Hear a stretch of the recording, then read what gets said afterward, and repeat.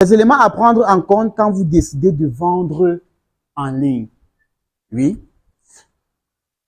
Maintenant, la vente en ligne a une face cachée. La face cachée de la vente en ligne, c'est que ça demande énormément votre présence. Quand je dis demander votre présence, c'est que quand un prospect vous écrit, si vous ne lui répondez pas dans les minutes qui suivent, ce prospect passe à autre chose. La vente en ligne demande également le recrutement d'autres personnes, notamment les services de livraison. Vous ne pouvez pas faire une vente en ligne et vous n'offrez pas de livraison. La vente en ligne demande également une autre compétence qui est la création des contenus. Vous ne pouvez pas vendre en ligne si vous n'êtes pas constamment présent en ligne. Vous devez être constamment présent en ligne, vous devez entretenir votre audience avec des contenus.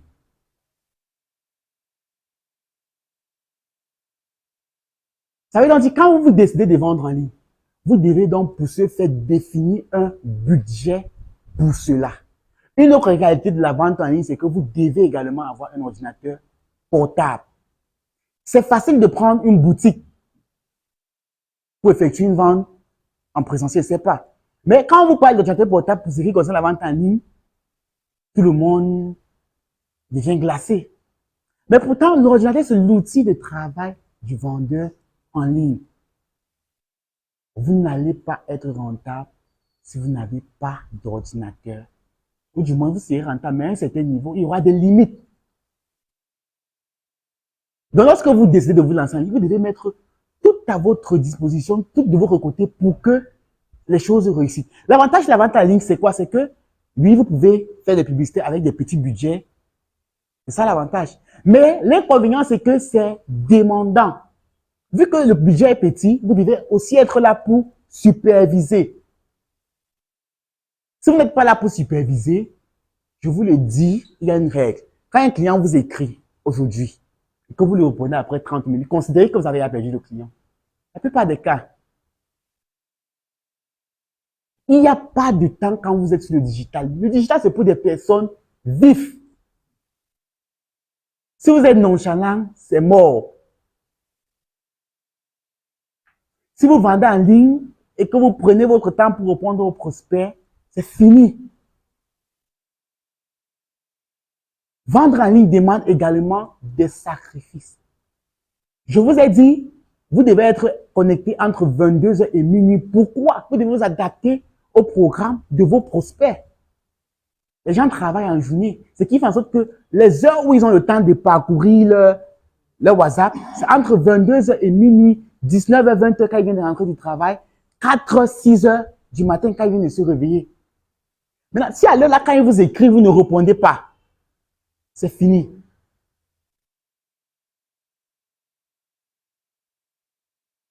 La vente en ligne demande à ce que si vous avez les moyens, vous puissiez recruter un infographe.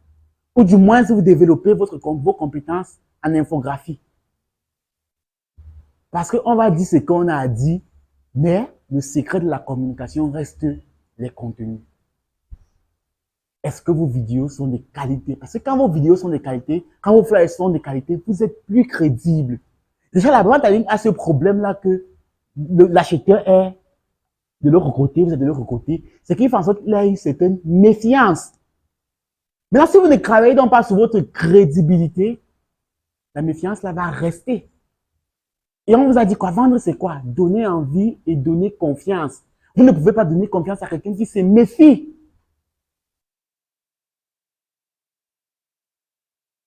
Donc, vous devez donc travailler la crédibilité de votre page.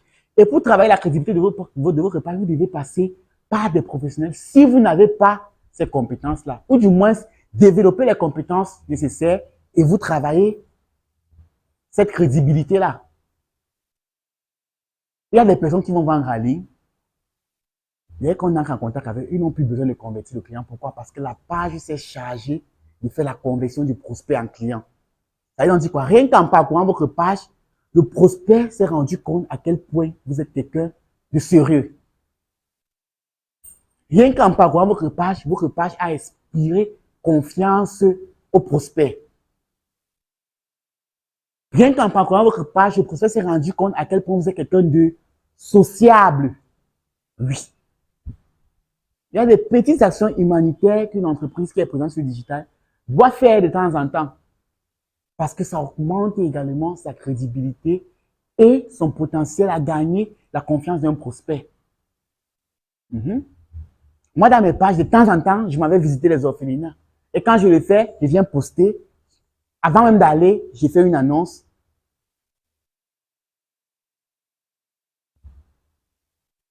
Ça joue, les actions sociales jouent énormément. Parce que vous avez cette difficulté de crédibilité et du fait qu'il n'est pas proche de vous. Il faut que vous gagnez, vous mettez tout en place pour gagner sa confiance. Et tout commence au niveau de votre page. Tout commence au niveau de votre page. Ne faites jamais une campagne publicitaire si vous n'avez pas le temps pour répondre aux clients. Si vous êtes occupé pendant une période, une saison, évitez de faire des publicités. Parce que vous aurez l'impression que si je ne réponds pas, c'est moi qui perds. Non. Mais si vous ne répondez pas, je vous ai expliqué l'importance de répondre aux commentaires des personnes. Parce que quand vous ne répondez pas à ces commentaires-là, Facebook suppose que vous n'entretenez pas votre audience. Vous n'entretenez pas ceux qui sont intéressés. Voilà pourquoi, même simplement dire merci ou bien OK ou bien j'ai compris, c'est important. Parce que même quand vous likez, ce n'est pas suffisant. Facebook sous-entend que quand on laisse un commentaire, il y a ne serait-ce qu'un merci qui doit suivre. Et si vous n'avez pas le temps, vous ne serez pas en mesure de faire cela. Mais maintenant, si vous n'êtes pas en mesure de faire cela, il faut déléguer. Il y a des community managers, il faut déléguer.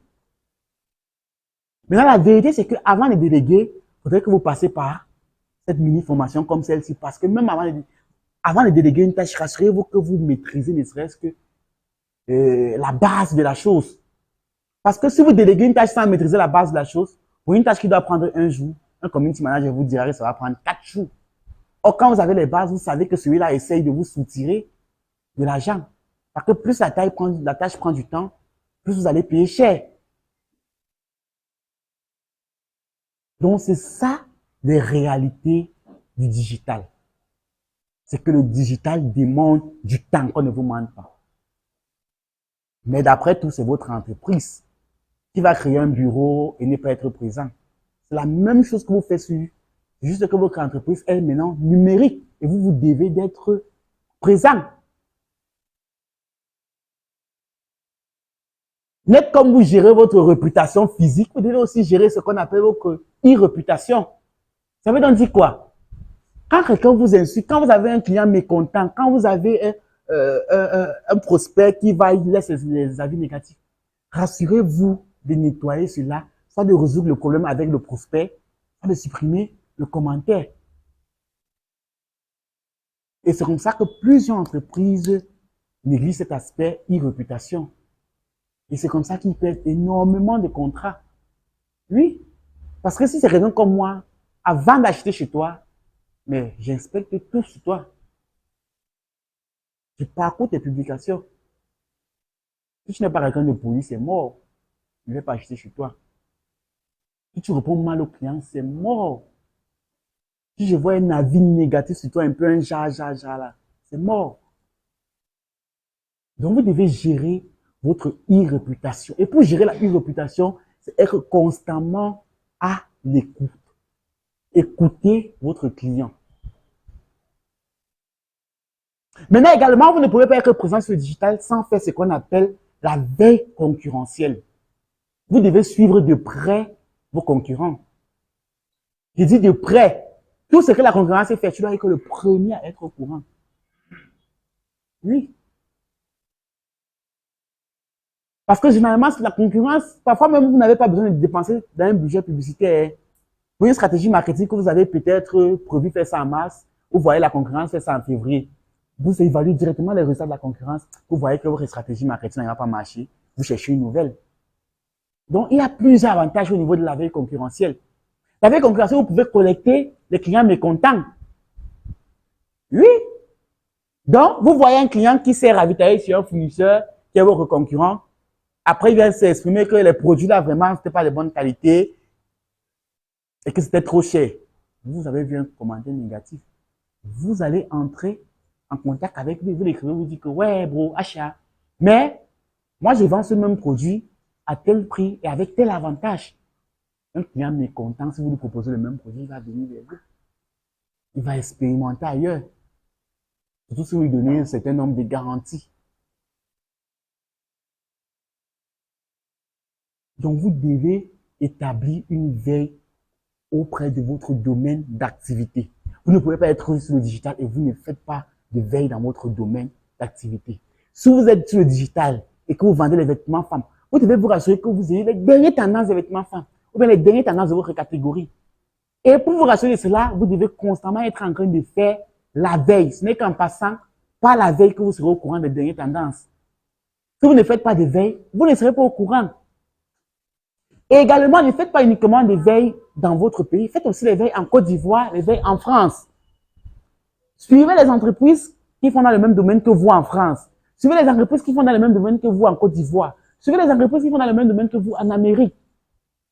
Vous allez voir que vous aurez plus d'inspiration au niveau de la création de vos contenus, au niveau des différentes campagnes publicitaires à lancer. Parce que vous allez vous inspirer d'eux. Oui. J'aime souvent prendre l'exemple de Express Union, qui aurait pu être le moyen de paiement mobile par excellence aujourd'hui, mais simplement parce qu'il ne faisait pas de la veille concurrentielle, qui se retrouve aujourd'hui dernier, si je peux le dire. Je dis, le problème de l'échec d'Express Union réside au fait qu'il ne faisait pas de veille concurrentielle. Si Express Union faisait de veille concurrentielle, c'est que Express Union devait être le premier avec l'envoi mobile. Parce que le projet de Mobile Money et Orange Money que vous voyez là, ça a été présenté en premier lieu à Express Union. Mais parce que ce dernier ne faisait pas de veille concurrentielle, il n'a pas vu que le monde migrait vers ce mode de paiement. Il a refusé d'implémenter le projet. Contrairement à Orange et MTN qui sont constamment dans une veille concurrentielle, surtout au niveau de la high-tech. Quand le porteur de projet est parti, il est d'abord parti chez MTN. Quand il est parti à MTN avec ça, on a accueilli ça comme si. Mais pourtant, il est d'abord premièrement parti à Express Union. Vous voyez, tout ça, la veille concurrentielle. C'est ça qui a tué Express Union. Il ne faudrait pas que demain, c'est ça qui vous tue. Vous êtes leader dans un domaine, mais parce que vous ne vous mettez pas constamment à jour, quelqu'un d'autre qui vient de naître, qui se met constamment à jour, a les nouveautés du domaine, et c'est comme ça qu'il gagne les parts du marché, et vous êtes déclassé. C'est simple. Aucune entreprise ne peut persister, donc exister pendant plusieurs années, si elle ne fait pas la veille concurrentielle. Voilà pourquoi vous allez voir l'Église catholique est constamment en train de faire les mises à jour.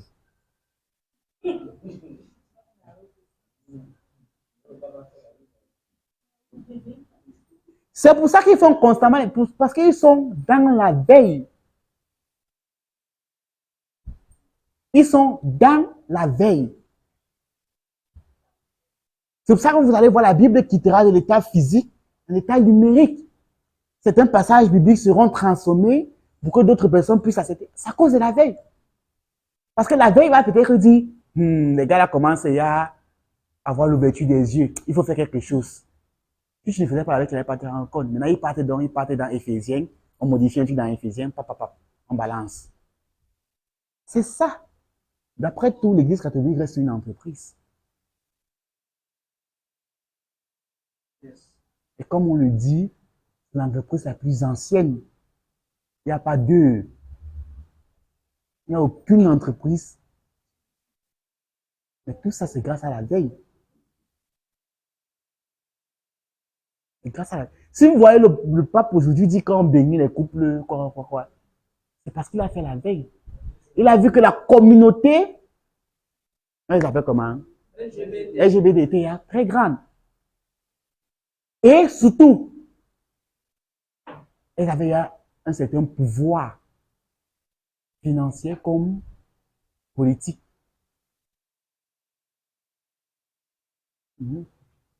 C'est ça qu'il a un peu essayé de jouer avec les mots. La bénédiction, hors liturgie. Donc, c'est ça l'intelligence marketing. Après, il va dire, on est haï par la personne, mais c'est le péché pour justifier. C'est ça, le marketing. Dans tous les sens, de toutes les façons, si chacun d'entre nous, on veut laisser l'aspect croyant et qu'on veut réellement interpréter le message publié par le pape, on verra en quelque sorte qu'il a raison. Mais c'est parce qu'on a cet aspect de croyant, de foi, qu'on ne veut rien comprendre. Oui. Sinon, comment changer quelqu'un dont tu n'es pas proche de la personne? Comment changer quelqu'un que tu rejettes? Ça, c'est sa logique. C'est pas ma logique, donc j'essaye d'expliquer. Comment changer quelqu'un que tu rejettes? C'est impossible. Si je te rejette, comment te conseiller? Pour te conseiller, il faut que je me rapproche de toi. Donc, c'est un peu ça sa logique.